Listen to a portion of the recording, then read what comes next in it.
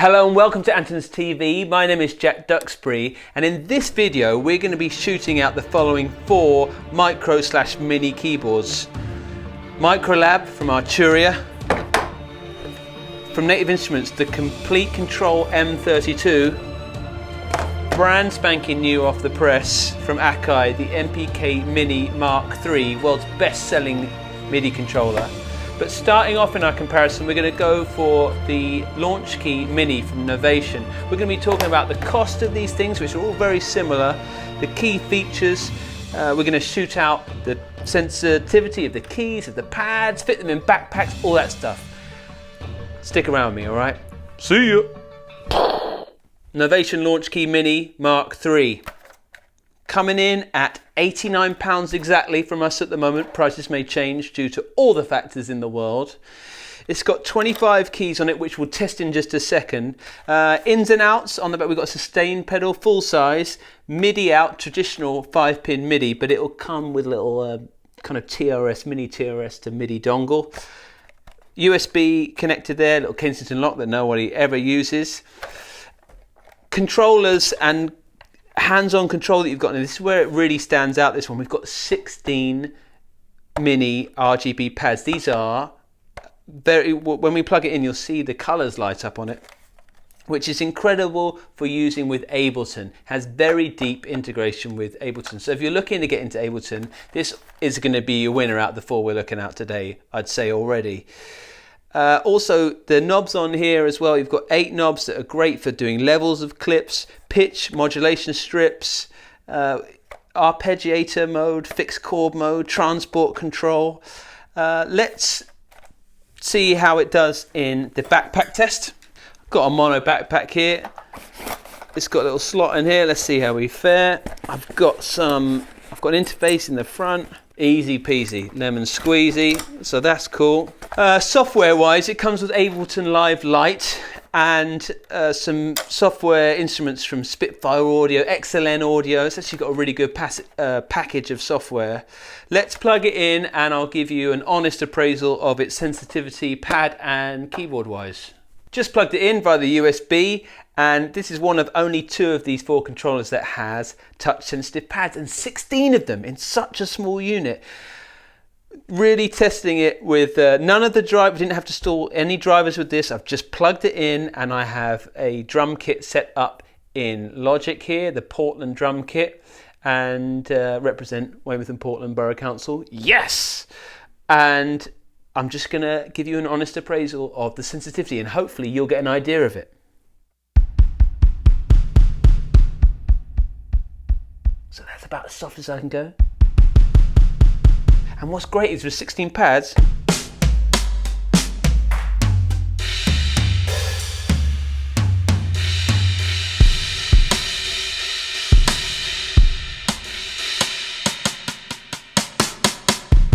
I'm well impressed by that. I can't believe that. Straight out the bat, and it's mapped properly with the kick drum on the bottom. Huge win and really handy. I'm using Logic here, and that's not even on Ableton, so big win for that. Let's flick on to the keyboard sound and test the sensitivity of these tiny keys. Got a piano sound loaded into Logic. Let's just give it a go with a bit of C. Now that's as soft as I can go. And this is as loud. Let's go Michael McDonald.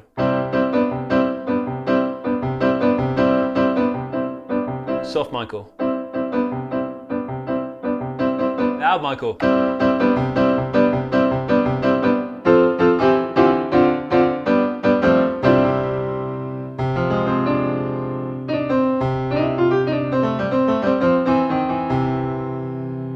Octave change.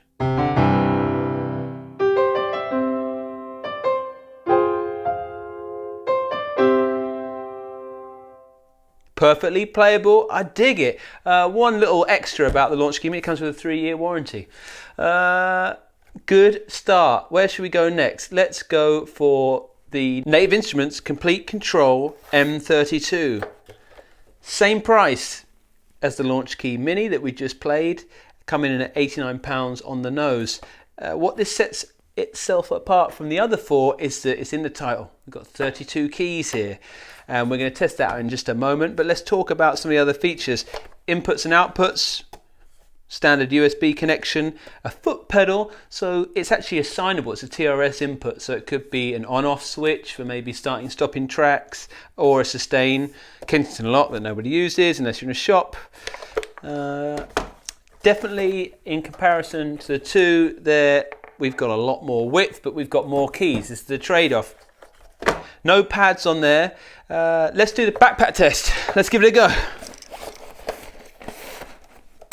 Stone cold fail. I wouldn't say it's the end of the world. Maybe this has got like some handy strap things. You can strap it to the side, maybe put it outside. It's not massively larger, but yeah, those 32 keys are coming at a cost in terms of portability. But that's allowed the Native Instruments guys to fit on more controls, and most of the controls are dedicated about browsing and editing the software it comes with, and it comes with a lot of Native Instruments softwares, like light versions of the machine software and some instruments as well. Loads of sounds. Here we've got a browser, plugin and track, and this clicking knob also. These feel really primo, and these are auto mapped to the software that you get with it. And there's some great other videos of guys showing off that capability. Touch strips again seems to be a feature that goes around, which is therefore going the mini wheels apart from the MPK Mini. On here as well we've got some really specific stuff: quantize, undo, scale, art mode, record, play, loop, and a tiny little screen, but it's OLED and very clear. So a great way into the Native Instruments universe, or even if you've got Native Instruments already, this is a great way to browse through the stuff. You could just buy it, say you've got all the gear, this is a handy one maybe to have to take out. And if you're a keyboard centric chap or lady, then these 32 keys might be turning you on. Let's plug them in and see how they feel. Right, same again, we're just going to take the USB cable and see what happens. No software installed. Into Logic, same instruments, powers on. And it says, wow, that's cool. So when I change to Portland drum kit, it's showing up on my MIDI controller there. I can see it. Wow. Transport's working. Woo, I dig it, I dig it, I dig it.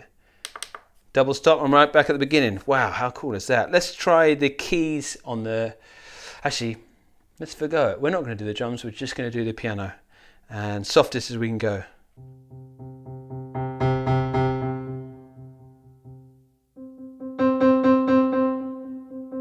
Feels like I've got a lot more access to more dynamic range there. I can go softer. Michael McDonald test, soft.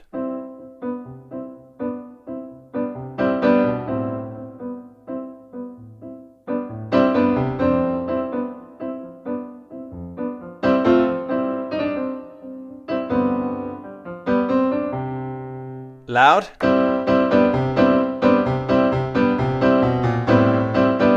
And check it out, I'm playing a bass line. That's because I got 32 keys. That's pretty damn radical, bruh.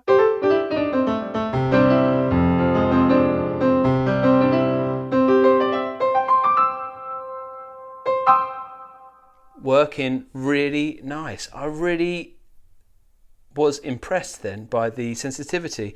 What else does it come? It comes with Ableton Live Lite. That's about it on that one. Let's move on. Let's go Arturia Microlab. 25 keys. Pretty Spartan in terms of hands-on control, I'd say, but it is the lowest cost, coming in at £73 at the moment. A lot in the bump about how sensitive the keys are and how playable they are. In terms of control on here, we've got touch strips, and instead of just being pitch and mod, these can actually do categories and presets with the included bits of software, which is Arturia have Analog Lab, their bit of software that has loads of great synthesizers in there. This is probably for the person that has a penchant for synthesizers. First one, Launchkey, Ableton. I'd say this, you want to get into Native Instruments, or you're already in that universe. This is for maybe the modular guy or the person that longs after some synths and you've watched some synth videos and you want to get into that, it comes with some great bits of software that get you into that world, including a nice grand piano from UVI. We've got octave up and down, a chord mode. That's about it. But what's unique about this, you can get it in 3 different colors. Check that out on the website. And this neat system of packaging the USB cable, which I'll show you in a second, but let's do the backpack test. Oh, and it's just snuck in there. There we go, and we can zip that up, no problem, I reckon. And we're in. So at the moment, Launchkey Mini and the Microlab doing wonders. Let's plug it in and see what that sensitivity is like on the keyboard. Right, I don't need this USB cable because I have it in here, but check this out. Really clever, stored around there. It's one of those things, each one of these you're going to have to carry around a cable. This sets it apart. So if I just plug this in, let's see if this will work. We're in and we're going to do the piano test. Let's see if it works. So we're going to go soft Michael. Loud Michael.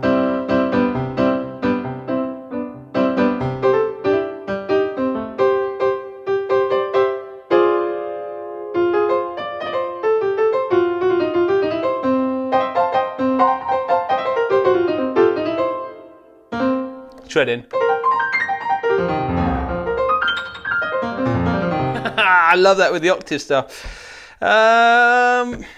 Feel wise, there's a little bit more travel than the Launchkey Mini. Definitely, they've got squared off keys. I would give the edge to the Microlab in terms of the piano, but then the Launchkey Mini had those 16 pads, which is, if you do any type of production where you're programming drums or launching clips in Ableton, that's amazing. 73 quid. It definitely feels like the most robust. There's nothing that's going to break. Everything else has knobs on it, so this feels like one you could just leave in your bag and forget about forever. Also, because the cable's attached to it, it's kind of a set and forget it type thing. Maybe this one appeals to you. Anyway, let's go on to the last one, flying there just about now. Akai MPK Mini Mark III. This has just come out when we're filming this. I own the Mark II, so I'm interested to try this one out. Inputs and outputs, USB and a sustain on the back. It feels very sturdy. I'd say out of the bunch, it's possibly, yeah, it's the heaviest and most compact. Things that stand out about it for me is we've got this physical joystick, which is great for any pitch bend. Maybe I might be able to play that on piano. It sounds a bit lame, but I'll do it anyway. We've got 8 pads, so we can try the drum sensitivity. And the lineage of Akai is they made the MPC, famous beat production bit of kit. And hopefully you're familiar with it. If you're not, check out some videos. But the pads were always the allure of that instrument, and these do feel, even before plugging in, they're bigger, but we've only got 8 of them. Also, we've got one unique feature, is this note repeat, and that's pretty handy. I used it on the Mark II a lot. If I wanted to do like 16th note hi-hats, I could set this note repeat on, and when I was programming, it meant that I could, without having to go into Logic, I could with the hardware control that I was getting 16th notes here, or I could do crank up the note repeat and get those kind of trap rolls, believe it or not. We also have assignable knobs on here, and now a screen which wasn't on the Mark II version. You can see on here that when we hit note repeat, it says quarter note triplets, eighth note triplets, and that's cool because you can be you hold that down and you could have a quarter note hi-hat and then do an 8th note triplet roll without having to use software. So I think that's pretty unique. Let's try it in the backpack. Voilà, ici maintenant. Un sac magique. Easy, absolutely easy. Bit wider, but in there like magique.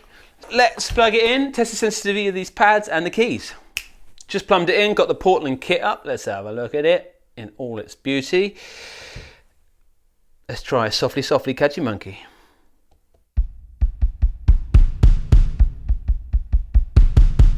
What's cool is here I'm getting a readout of the velocity I'm sending. So I've got down to 13 there. Let's try.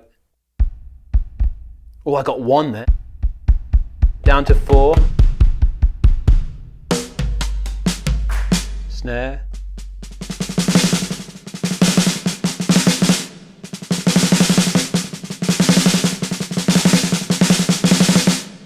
What's nice is with those, I don't have 16 pads, but they are bigger. I don't think I could achieve the same thing. And let's see if I can show off that note repeat. Again, no software's been installed, we just plugged it straight in. So we've got a hi-hat and note repeat.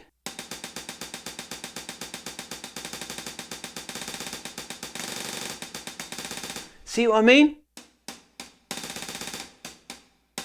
Off, and when I hold it down, or if I, and the keys correspond, so I want 16th note hi-hat pattern.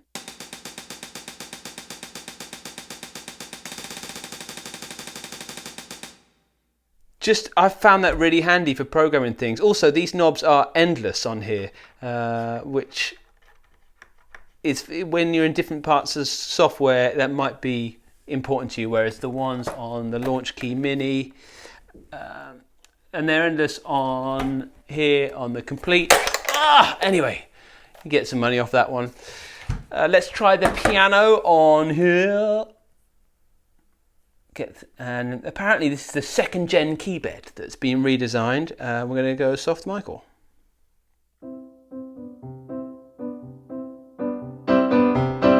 Loud Michael.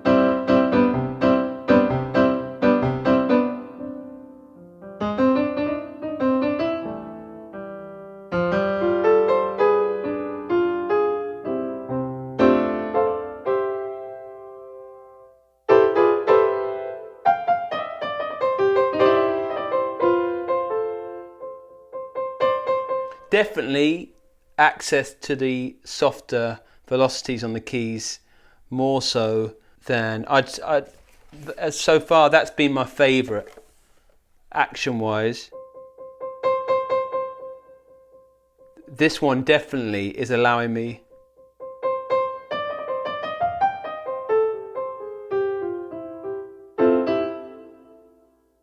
less room. Let's try play something.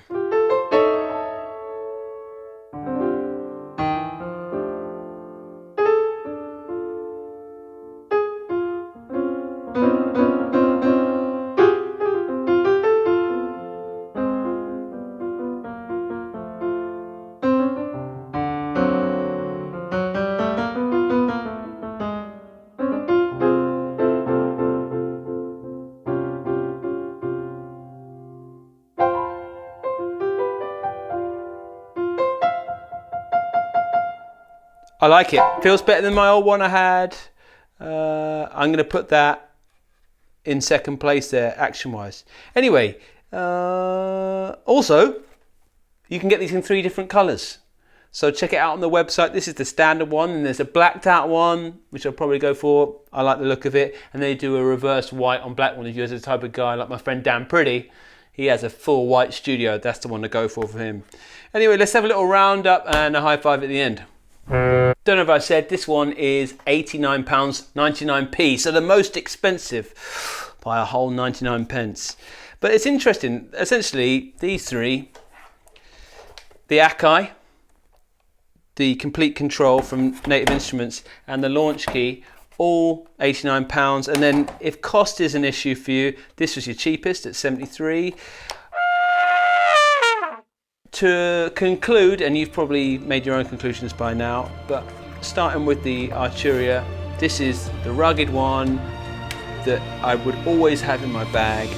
Very small, compact, nothing to break off it, with that lead that's hidden in the chassis, different colours. It's kind of a no-brainer if you just needed a little USB MIDI controller. That's cool, I dig it.